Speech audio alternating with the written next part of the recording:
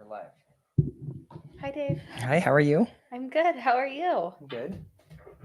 You excited about the book club? Yeah, moderately excited about it. Really? The book was not as spectacular as I was hoping.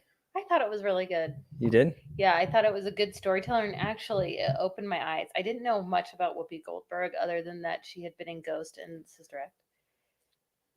And I'm And she's on The View. and The Color Purple. I know, but I don't watch The View. It's daytime Yeah. TV. Who has time for that? Not me. Or people, let's see if anybody's here. If you're here, can you tell us if you can hear us? I had some audio issues, so we're using a different equipment this time. There are two people. There's only two of you, so we need you to weigh in if you can hear. Yep, they can hear us. Okay, good. Perfect. So, go ahead. What were we gonna say? No, so I actually, I was pleasantly surprised by the book because I didn't know much about her.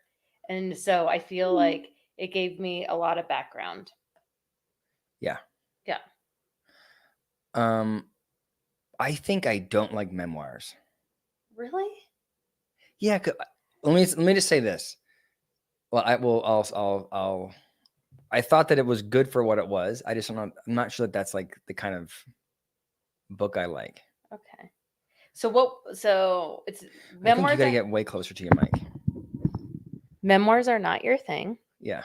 So what is your thing? Well, never mind. What are your first impressions of the book since we're just focused on the book?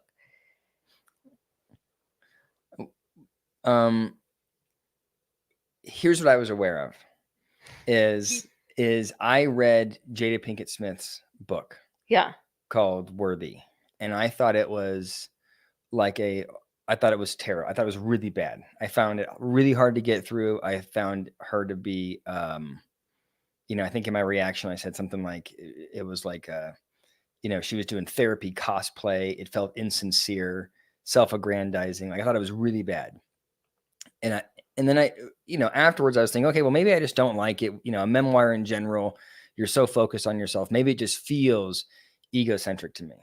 And I'm reading Whoopi's book, and you have another person of color, female, grew up in the same time period as Jada Pinkett Smith, and I found Whoopi's book to be like fun. Yes. Like I think she's funny, and I enjoyed like the storyline wasn't riveting for me, but I found it very easy to listen to. I thought it was well done for what it was. And I was trying to figure out like, well, what did Whoopi do different than Jada? And I think what stood out to me was, well, let me say it this way. On paper, they were doing the same thing. Both were talking very favorably about their families. Both, I think, gave their parents a pass, despite like if you looked at it from the outside, you might not always think that the parents' behavior was great. But I think the difference is that I don't think that Whoopi was self-aggrandizing. Like Whoopi's stance on her success, Whoopi's stance on her, like the whole purpose of the book was more of an ode to her mother than it was an ode to herself or her talent or her deep thoughts. And I think that made it much more digestible. Mm-hmm. Can I say one more thing, then I'll stop talking? But then I was also thinking, it could be this. If I was a psychologist listening to this, I would say maybe it is that it's easier for me as a white guy from a very different background than those two women. Maybe it's more digestible for me to hear Whoopi's story because it seems so much more positive from an upbringing standpoint. Mm-hmm. It's much more digestible. Doesn't spend as much time talking about how horrible it was. So maybe it lands better. It's more comfortable for me to hear it. And maybe that's why it landed differently for me than Jada's book. Mm-hmm. Does that make sense? Yeah. I mean, yeah, I just think globally they have a different life outlook. So when you hear Whoopi, what I was found really interesting about Whoopi is that in like, I loved her praise of her mother and her brother and how close they were. Mhm. And I also loved that her mom recognized that um, Whoopi was unique, and when she couldn't finish school, Mhm. she was like, "Well, we're in New York. You owe this to me to try and continue learning every day." And I feel like I think that was a really good thing for Whoopi Goldberg. It probably warranted a little more structure for a teenager Mhm. than just looking, at the paper once a week, Mhm. which is why Whoopi went down the path of drug addiction. But I think because she had, like, such a solid foundation with her mom and her brother, she was able to pull herself out of really negative things faster. Yeah. And Yeah. so and she always, even though her mom had no money, she still had, a landing pillow with her mom. Mhm. And I don't even know if that's an expression, but Landing pad. a Landing landing pad. pad, Safety net. a safety net. So, I it was just so eye-opening. One, I didn't know Whoopi Goldberg had a daughter. I didn't know she had been married before.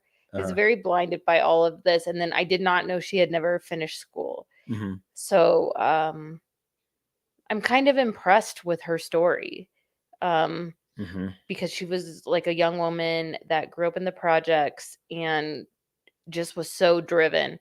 The thing that's hard for me to hear is she was so driven because, she wanted to get out of poverty, and she also wanted to, like, help her mom out. Mhm. It almost felt like she was neglecting her role as a mother, um, which Say it more. and she comments that her daughter is very angry about that. Mhm. And so I think it is like she's like, "You cannot have it all as a woman," and I don't think you can, and in her case, she showed that. Mhm. So, that part is really interesting to me. When if you had to use a different word besides interesting, what would you use? I couldn't I'm envious of it. I'm envious of not being I am not able, I don't think, to be that driven to, like, so she essentially left her kids with a man that she met, or she left her daughter with a man she had met to go, like, pursue her dream, but the Yeah. man was not the daughter's father. Yeah. And so I feel like for me, there's some flags there. Are there some mild flags? And so I'm envious because I don't think I could ever do that. I could never follow my dream that much to neglect. I don't know, even know if it's not neglect. I mean, the daughter was well taken care of, but I mean to just do that. I I don't know mean, if I'm saying the right thing well, I mean, I don't know if you I'm just it's a I just disagree with the take, I guess. on my take. On your take. Okay, what's my take? What part do you disagree with? I d I don't wanna I'm not trying to bash Whoopi, but for me, that's a really selfish move. I think it's shitty parenting. I think that it is significant that her daughter didn't want her daughter to see Whoopi. I think that the what she created with her daughter, the way she treated her daughter didn't like. Mhm. And so the idea that we look at it and then you're like, I'm envious of that level of selfishness. I mean, maybe as like a thought experiment, you could be envious of it, but like that's not who is that how you wish you were raised? No, but I do feel like men are able to do that more than women can, Do like, you pursue their careers and not have as much, like, society would not push back on them as much as we are. So, like, she, like, is doing what I think she was pursuing her career, even though and I think men can also do that. I do not think that you do that, but I think men in Hollywood do that, Mhm. and they get nannies and whatever, and they're able to do that without another thought, But you do you know? but do you think that that's a good thing? No, I don't. I mean, personally, no. You're just making the point that it looks really shitty when Whoopi does it, but if a guy did it, it wouldn't be as big of a deal. I don't even think it would be mentioned. It wouldn't be mentioned. Like all these comedians on the road, Mhm. I just don't think it's mentioned. But like for her to be a comedian, like our favorite comedians, Yeah. They're on the road like all the time, Yeah. you know? Yeah. And yeah, I think for her to be in that world, she had to do that. Mhm. So, Mhm. I also like, she is known for her comedy. Mhm. What did you think about how she brought it into the book? I thought it was well. I listened to it, Mhm. so I don't know how much of like her extra comments and like the flavor of how she spoke carried through like in written word, but I thought that she was funny. I Mhm. thought the way that she talked, the way she seemed very, that's another thing that I would say like is a differentiator for me. Like if I look at this book versus the last one we did, which was Prince Harry's book, Mhm. I do not think Prince Harry wrote that book. No. I do think Whoopi wrote this book. Yeah. It sounded like her, like at least the audio version felt like it came from her, Yeah. and I like liked that part of it. Yeah. I liked it. Mhm. I thought it was entertaining. Her mom, okay, so when you think about her mom in the book Uh-huh. and like the stories of her mom and the advice her mom gave Whoopi, and what did you think of that character? Well, I thought it was interesting that the fact that her mom I thought it was wonderful how Whoopi like I mean it felt like the book was devoted to her mom and brother. Mhm. I thought it was sweet, and I found it like I found myself being like, okay, like I said, it's not my style of book, but I think that I think the lessons that Whoopi shared from her mom were all wonderful. I know that if I were scrutinizing her mom's behavior, I would have some issues. So what specifically? To me, the idea of, oh, you don't have to go to school, like you pointed out, is a terrible move. Like I think like that letting I think Whoopi was in high school Mhm. and then just being like, oh, you don't like it. You know what I mean? Whoopi said, my mom recognized that I wasn't having fun. And so she let me just get out of school. Well, she also wasn't doing well in school. I think just being like, oh, you're not feeling this or this is hard. Let's remove you from school is a unique decision. But I think at the time, okay, so I'm back when Whoopi was in school, Yes. we didn't have like the diagnosis of ADHD. It sounds like she has ADHD, probably Hmm. pretty bad. And so Hmm. her mom, who was a poor woman in the projects, like didn't have the resources to understand how to help this kid thrive. Hmm. And so she did her best. And so I think like now we have all kinds of resources to help kids, and that we know that the current way people are learning is not for everybody in the classroom. And she sounded like a unique talent that was probably like in her Hmm. head all the time. So I do not fault her mom for that. And actually, those experiences probably led Whoopi to, um, Whoopi to have more confidence in herself, to pursue her dreams. Uh-huh. Whereas I feel like sometimes if you're a person that doesn't fit the mold in school, it just steals your confidence. Yeah. And so I would say I disagree with you on that, Hmm. but I do think her mom should have added more structure to the learning situation. Hmm. And she just did not have the resources that we have now for learning disabilities and ADHD. Hmm.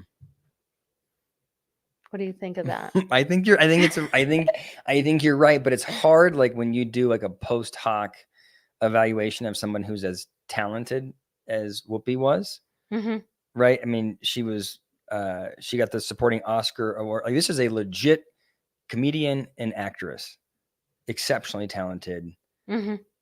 w- who made it at a time when it was very difficult to make it, especially to her point when she wasn't like the belle of the ball from an attractiveness Mm. standpoint, right? Like Mm. and the mom was telling her, "You're not going to make it on your looks, right? You better be funny," or whatever she said, like that. So I think so. If you look back at Whoopi and you go, "Well, look how talented! Look, it worked out. Like, obviously, it worked out." But as a rule, that just feels like a high risk decision on the mom's part. Yeah. I think that the fact that the mom it's very clear, again, the way that Whoopi positions it, it's very clear that Whoopi always felt like her mom was a fan, always felt like she was loved and supported by her mom, Mm-hmm. right? Like that's the flavor of their relationship. And I think that that is wonderful. And I think I think that's the number one job of a parent. Mm-hmm. There was also 2 years where her mom was gone. Her mom was in Bellevue for 2 years. That is a freaking traumatic experience for Mm-hmm. a child. And so there's a little bit of like when Whoopi's talking about her childhood, every comment about her mom was pretty favorable. Right. But mom was gone for 2 years and then she comes back and she doesn't remember who Whoopi is. She's essentially catatonic or significantly checked out. Like that's in those like formative years, Whoopi was solo. Yeah. Which is why I think she's so independent. I mean, I think that it's worked for Whoopi, but I wonder if you take the talent away from Whoopi, how does this work? Is this a wonderful story, or I think Whoopi objectively had a very difficult childhood. Yeah. I do too. Do you know what I mean? I mean, I think you're right. Yeah. what did you think about the idea of her mom going to? Let me take it step by step. What did you think of the egg story? Because you don't like eggs. Do you remember the egg story? No, remind me of it. Whoopi didn't like to eat eggs at all. She hates eggs. She still hasn't eaten eggs. I thought this was hilarious. Whoopi tells a story. She goes, I don't like eggs. I don't like the texture. I don't like the way it looks. As soon as you crack it on the pan, I know it's going to be disgusting. I don't like how they smell. I've never tasted an egg, but they're disgusting. And her mom goes, look, you got to try things.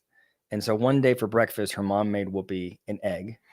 And Whoopi said, I'm not eating that egg. And her mom said, well, that's all we're giving. It's all I'm giving you for breakfast. And then Whoopi goes, well, then I'm not eating. She went to school and she came back from school and her mom said, this is also for lunch. Or she came back for lunch. Her mom was like, this is also for lunch. And Whoopi goes, I'm not eating that. And then eventually her mom gave up. And then Whoopi says, like, the lesson learned from Whoopi is, sometimes you have to trust your kids because they know. I know that eggs are disgusting and I don't like eggs. And it's like, hold on, Whoopi, but you never ate the egg, so you still don't know. So I think, like, for me, that style of, like, I think Whoopi was taught to be stubborn and opinionated and to stick to her guns. Mm-hmm. And I think that that's why, like, I think she's pretty unabashed about some of her views on The View. And I will tell you that there are many things that Whoopi says that I am like, what the hell did you just say? But she doesn't check much. You know what I mean? Mm-hmm. And I think that comes from her childhood. Yeah. I feel like you must have skimmed through the egg part because that would have resonated. I don't know with you. how I missed that part. Maybe you listened to it and I didn't get to listen to that part. What? You know how we share the same Audible? Like I'm always guessing where I am on it. Oh, that's possible. So we've listened to the exact opposite book because I'm the part you just moved me around. I mean, Whoopi, I'm with you on eggs. I like them sometimes. Sometimes they really gross me out. I'm weird about them. So Whoopi's mom has a nervous breakdown and goes to she goes to a mental hospital for 2 years. And what's interesting is every once in a while I hear the term mental breakdown or nervous breakdown. But it was never part of my education. Like that is a nondescript term that doesn't mean really anything in the mental health community. And so I wish that she would have given more detail about all I know is that she had electroshock therapy, which suggests that it was depression. I don't know, but something happened and she was gone for 2 years in a mental hospital. Well, she did say that her mom, like towards the end of the book, she did say that she never struggled with depression. Mm-hmm. And she was always she's always pretty open-minded about other people, but she said that she could tell when her mom was struggling with depression because her mom would all of a sudden just go off into like a weird, Mm-hmm. So, yeah. I think she's just like globally open-minded about a lot of things. Like as far as like individuality. Yes. She just seems open in the book. I mean, she's like, you should definitely get help. And I don't struggle with mental health, or I was lucky because I wasn't a drug addict. I mean, I was, but then I could get out of it easily. Mm-hmm. Um, but I again, I think it's because she was so driven Mm-hmm. and knew there was. Yeah. Yeah. To me, it felt like she was, like, I don't know that I found her to be disciplined, but I found her to be very passionate. Mm-hmm. And I think that passion, like, she was able to dive into the things that she was really passionate about and really excel, Mm-hmm. and that, I think the passion and the respect for her mom got her out of the drug use Yeah. pretty well.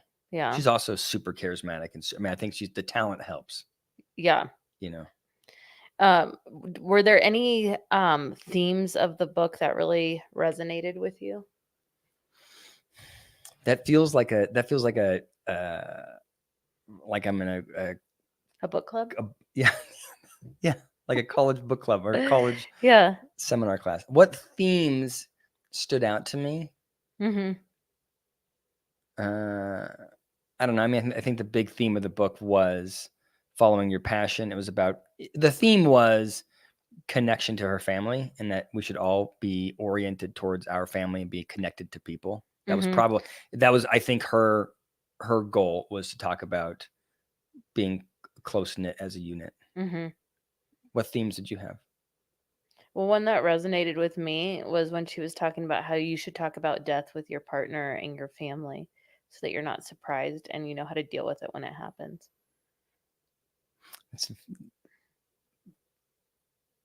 Say more about that theme. No, I agree. Because, like, I feel like we all shy away from that conversation, but we Yes. don't want to be blindsided. Like, I should probably know what you want. And I don't think we know. I don't know what you want. Not to think about it. To try and minimize my existential angst as much as possible is my Yeah. goal. The theme around family was really good. I mean, she did say that she feels lonely, Mm-hmm. because like her people are not there. Mm-hmm. And then like it's interesting that her daughter isn't considered her people. Um, Mm-hmm. so I thought that was But interesting. sorry to interrupt you, but I felt like, maybe I caught it wrong because I was listening to it on a book. I didn't feel like there was enough grief shown about that. She was very, like, another theme for me would be that she was accepting of everything. Like, my daughter doesn't want to hang out, fine. It's her choice, and I understand why. Hmm. But it didn't seem like she was showing the devastation that I would imagine a mom would show. Mm, Did you feel that way? no, but she did reiterate, like, I did this for her. I did this for my mom. I pursued my career Uh-huh. so that they didn't have to stress and they could live a good life. So she did emphasize those things. Because she was so I used guess to I'm being confused. poor. Huh? I guess I'm confused, but wouldn't you think that she would be expressing more sadness about not seeing her daughter? I mean, yeah. Do you have a more than a one-word answer to that? Well, no, I mean, she didn't express that at all. But, like, That what wasn't part of it, but but I guess that's what I'm saying is she's saying, "I get it, but I did this for them." And I guess I'm going like, "Well, she's that justifying. yeah, She's right. justifying, but we all have people in our lives that justify their actions for their careers and then say, "Well, like I did all this for you." But then they're okay with like the non-relationship part of it. I know. What I can't figure out is your reaction to it, which is like your reaction is, yeah, it's fine, I know my but reaction you're is not. not fine. I'm just saying that's what was in the book. I'm agreeing with you. She Oh, didn't she did not she wasn't devastated about it. She was just justifying yeah, why it was. yeah. And I feel like that lack of devastation, like that energy, is why her daughter's like, I don't need to be involved. Maybe. You know what I mean? I mean, Mhm. I think that, wouldn't you be devastated if that was the extent to which your mom was invested in the relationship with you. I would be very devastated by that. Yeah. I'm devastated for her. I mean, to think of a 15-year-old getting pregnant um is devastating. And then saying, and I'm not going to let you see. I don't want you to see the baby. I don't want you to know the baby. Mhm. That's at least that's how it landed with me. Yeah. It's really sad. Okay, so do you think we covered themes? I think we did cover. Are you trying to be more structured today? Yeah. What else we got? This is a good question. How does Goldberg's perspective as a celebrity shape the narrative? Do you think our experience differs significantly from those non-celebrities? Are these Chat GPT questions? Yeah, how'd you know? It's just very thorough. Okay, say it again. How did what? How does Goldberg's perspective as a celebrity shape the narrative? Well, I feel like it's her identity.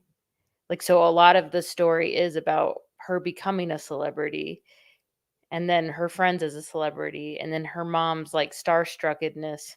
Yes. Uh-oh. Uh-oh. Don't What, go anywhere. what happened? I think our camera just ran out of juice.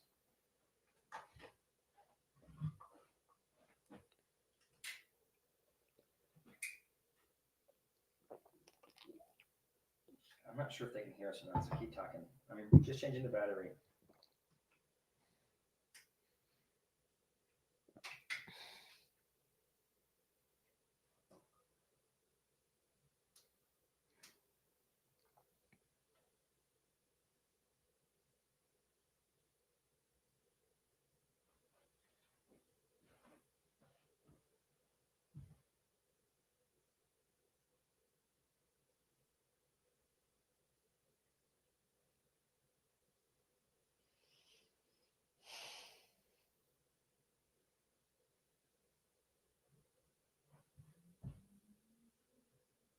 What's going on here? Hold on. Don't go anywhere. You put it on FaceTime camera. You don't want FaceTime camera, do you? That's on us. Huh? The camera is on from your FaceTime, not from the camera. Yeah. It's. Can you talk to everybody? Make sure that they don't go anywhere, because I think they can still hear us. Yeah. I can't see from my angle like the questions that are coming up, but I'd love to know what you thought, David, of the impact of the book. Does it change the way you view Whoopi Goldberg Does it change the way I view Whoopi Goldberg? Yeah. after reading it? In what way? Um.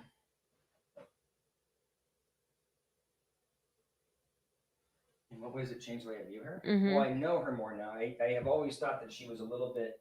I never thought that she was super thoughtful, and I felt like I didn't like her takes oftentimes on the view. You're on. This is the wrong thing. Hold on. Oh, what?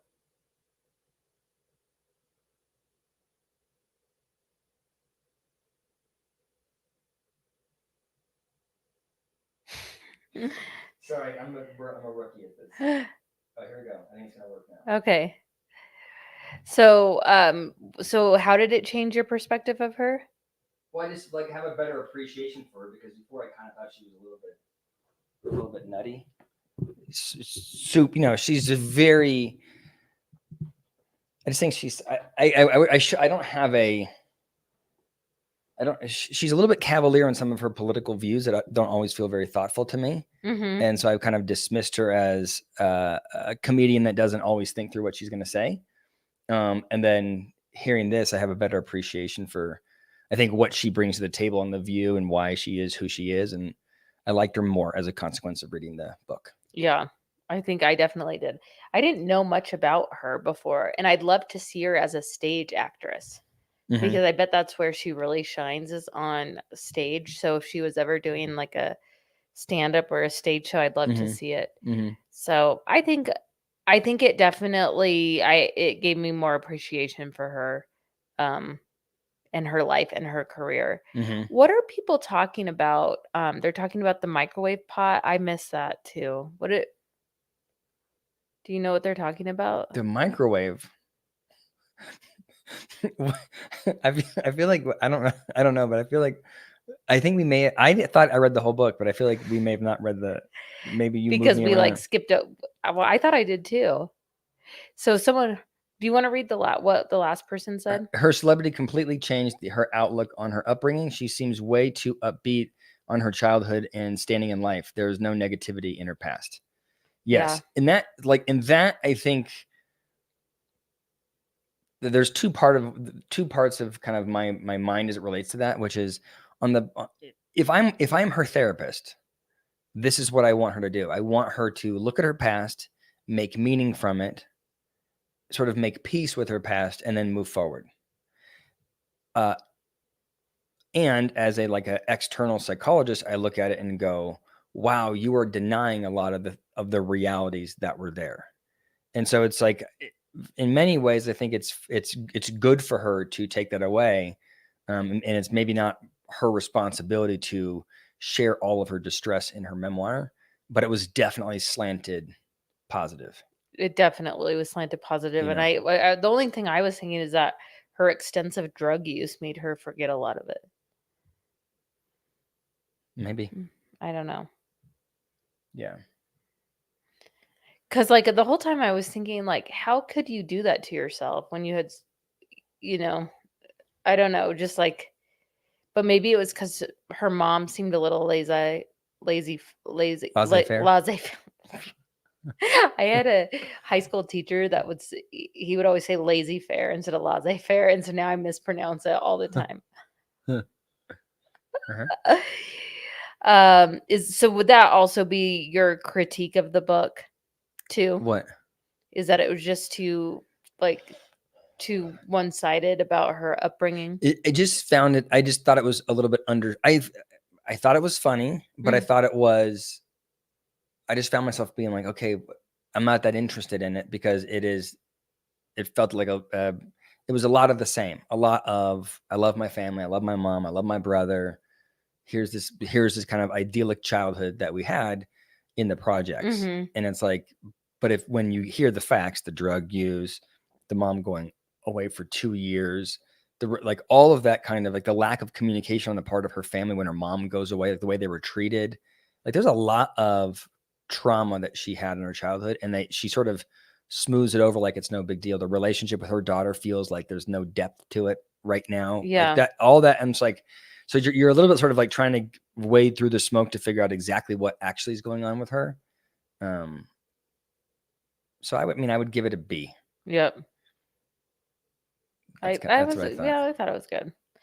Would you read another book by her? Probably not.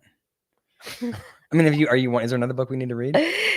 No, I just was wondering if with it, if you're giving it a B, would you spend the time reading an additional book by her? No, I don't think so. I think for our future, or are we done with this book? I'm going to transition out of this book discussion. Do you have other questions? Well, Or does it? I think we start talking. We take them because we've talked a lot about it, but maybe the audience has things they'd rather say. Okay. Oh, I do remember that. Sorry, when her mother passed away, her mom said, "Throw her in the microwave." Oh, Yeah. Any questions in the comments that you want us to reflect on or talk about?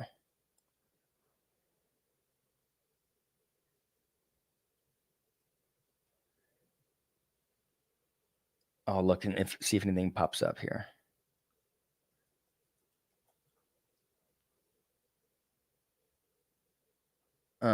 What I think our next book, you look like you're typing an email. You're not, right? no, You wouldn't be I was doing that. trying. No, I was not. Go ahead. What's What our? are you doing? I was trying to remember the book's name of that I wanted to read next time. I don't know Oh. why you have to call me out. Why don't you just? So I'm trying to talk to you while you're typing something. Go ahead. Go ahead. You say, We're talking. I know. Talk with what you were gonna say. What do you want to do for the next book? Do you have an idea of? I know the book I want to read, but now I can't remember the title, and you called me out while I was trying to find it. Sorry. It's something about ending with zero. Does anyone know what that book is called?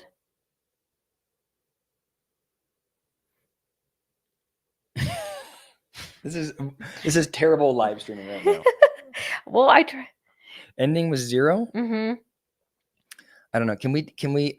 I don't know, but I think we should pause and pick a book that we really want, because I think I'd rather pick a book that has a topic or a message that's of value, or a concept that's of value. I want to have a little bit, like, I like when we did the Jonathan Haidt book. I know that people don't like to listen to that as much, but that's a more interesting book to talk about versus a memoir.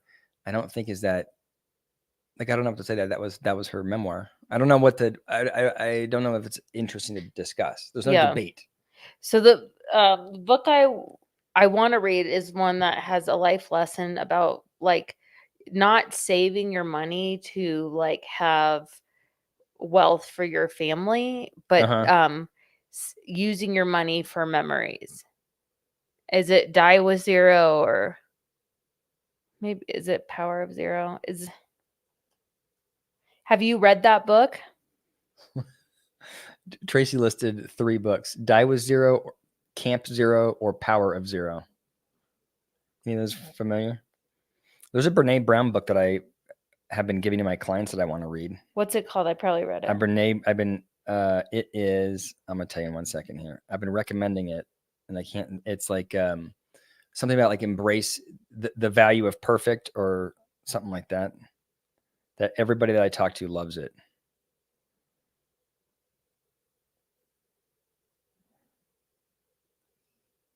It's The Gifts of Imperfection.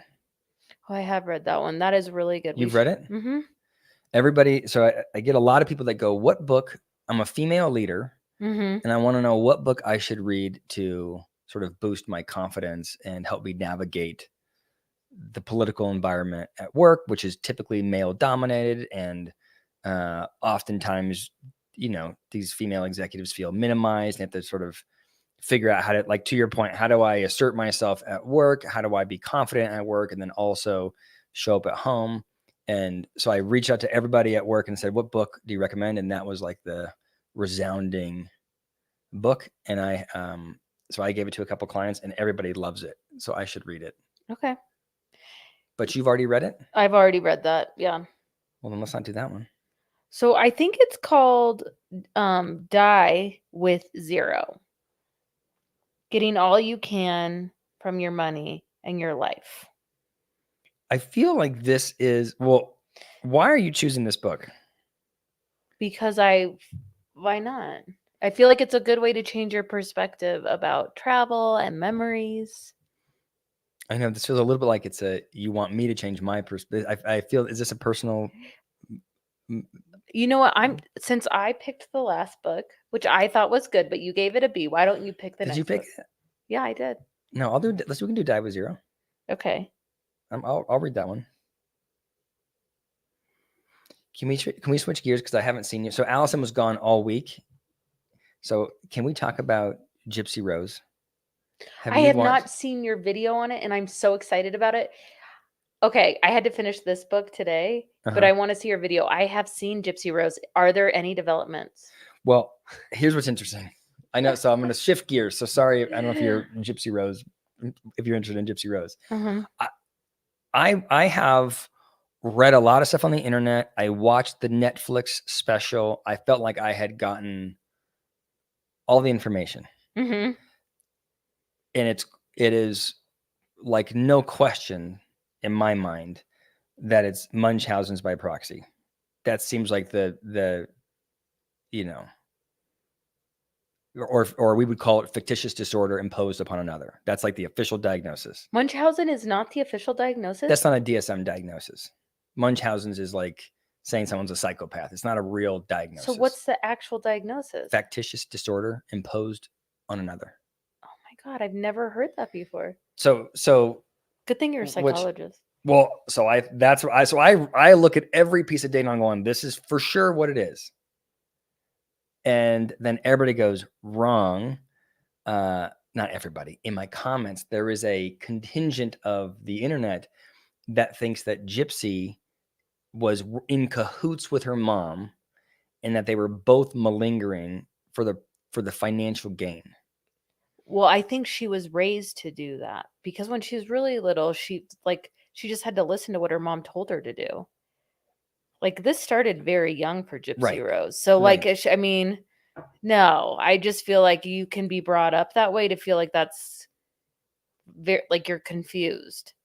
So I just thought it was interesting that there's like this, and people are, which I love about the internet, is you put a video and go, this is what I think. And I essentially said, just this is how it strikes me that, you know, Gypsy was without question viciously abused. The prevalent, it's like something like 1 in a million kids is raised. I looked at the stats. It's like 1 in a million kids is raised in an environment where their parent treats them that way, where they have Munchausen's by proxy. Mm-hmm. It's super rare. 10% of the time when it does happen, the kid dies. It is an aggressive form of abuse. Mm-hmm. And so if you told me, here's a kid and this kid is being treated in such a way that there's a 10% chance that they're going to die because of the abuse, and that kid turned around and killed the mom, I would say, good on the kid. Like, I'm happy that the kid got out. But because it's factitious disorder imposed on another, it happened over the course of her entire childhood. So we look at it and go, well, it couldn't have been that severe. Right? I think we frame it differently when we view it because it lasted for so long. It's not like an acute moment of abuse. I feel like I so disagree with what you're saying. I feel like it was aggressive abuse over and over again, like making this little girl feel so horrible with Yes. drugs that she couldn't walk. I mean, that mom didn't care if Gypsy Rose actually died. Gypsy Rose just persevered through it. A feeding tube, not allowing to walk, letting your muscles atrophy. I mean, it was aggressive abuse all the way. Hold on. This is that we're lined up here. I agree it's aggressive abuse. I'm just saying that I think society, there's the debate about how we view her action. I think society is influenced by the fact that it wasn't a single moment of abuse. It was this long drawn out neglect, psychological abuse, emotional abuse, right? It was a long-term physical abuse. What is society? What do you mean by society? Okay. I think anyone would look at that and be like, what the Okay. All right. Anyway. Okay. So, well, then do you think she should have gotten any jail time? Personally, Yeah. no. I think no. I don't think she should have What? gotten a jail time for her actions. I think she had battered woman syndrome, which people get off. I mean, it wasn't a dude that did it, but like she definitely had battered woman. Like, she thought that it was either her mom was going to kill her or she was going to kill her mom. So, I don't know. I mean, you guys can disagree with me. I watched. Wait, who are you typing to? I just remembered that we wanted to read JD Vance's book. Wait, is that his name? I don't know, but can we focus on one thing? Yeah. It's hard for me to talk to you when you're typing. Okay.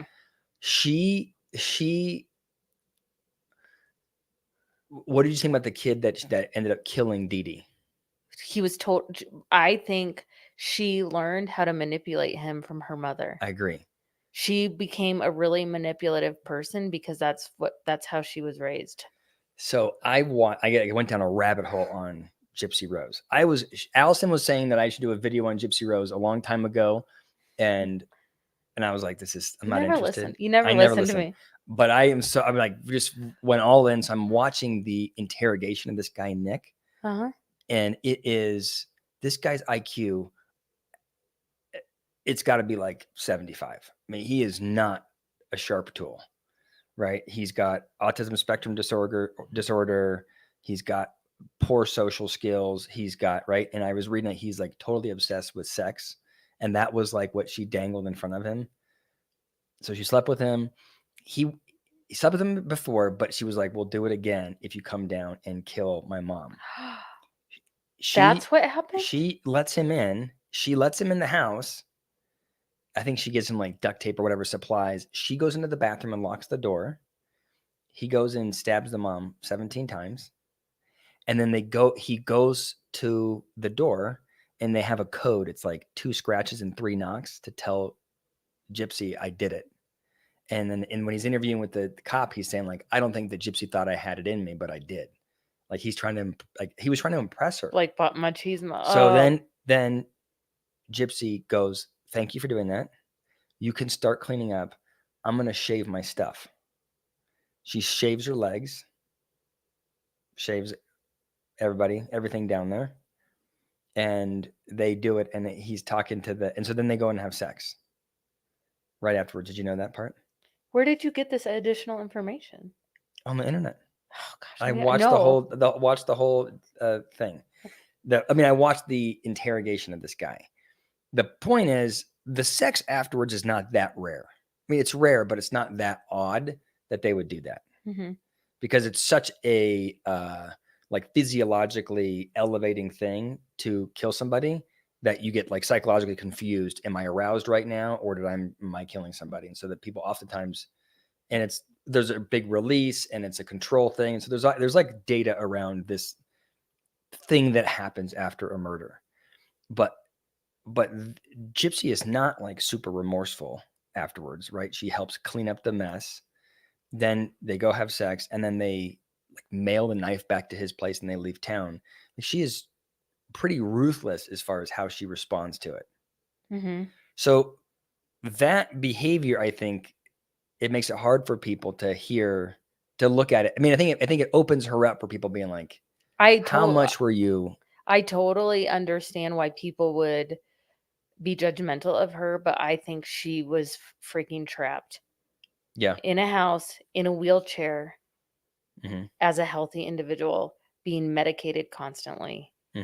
I mean, I'm not sure what her mom thought was going to happen, but I feel really bad for the kid that got mixed up in that, because that was just like, it was so horrible. Yeah. She's pregnant now. Do you know that? Okay. So when she was in jail for 10, it was a 10-year sentence. Yes. She got out at 8.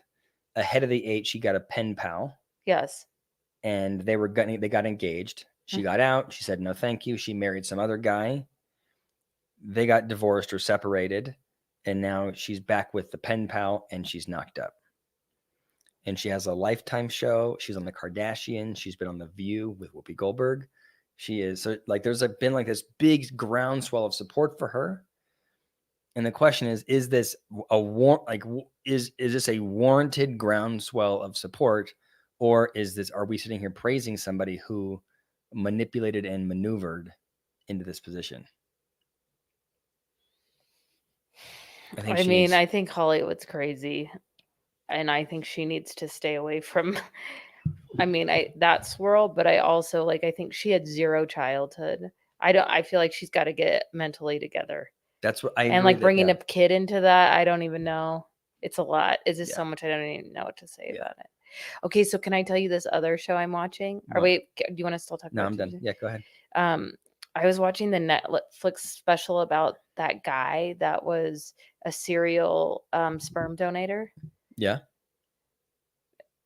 Are you watching it? Yeah. It is so crazy. I feel like we need to talk about what makes him want to is he think he's germinating the entire world? Yeah. It is so crazy.